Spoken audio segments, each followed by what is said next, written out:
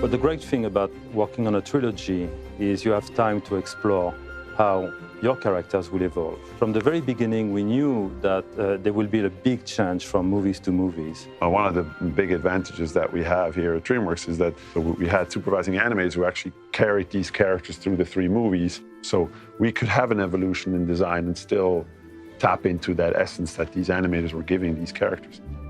Well, one of the big challenges was how do you evolve Hiccup from, a toddler, a youth, an adult, and maintain the signature look of Hiccup so you can identify him no matter what the age. And this one's a deadly natter. Yeah!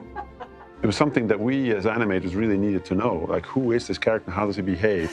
Hiccup at the start of the saga is awkward, skinny and gangly, and wilting in the shadow of his alpha male father.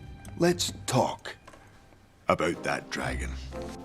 We connect all of these by the eyes, right? When we first do the flashback, we come out into Hiccup's eyes. His eyes always remained the same from a baby to his 30-year-old self. Designing the even older 30-year-old Hiccup was a little bit easier because we knew that he wasn't going to be stoic. We knew that he was also Valka's son, who's a very tall and sort of slender person. And we wanted to place him somewhere in between those 2 characters. I'm neither of my parents, and I'm both of them. And I think that applies to Hiccup, too.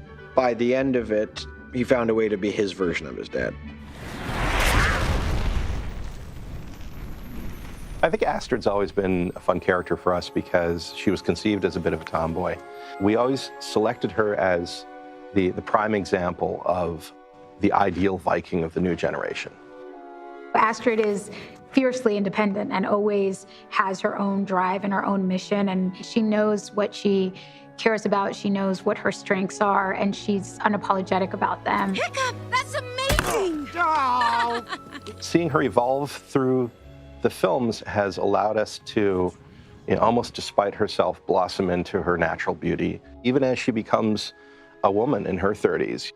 Astrid continues to be her adventurous, bold, driven self, just growing and maturing and becoming ever more confident.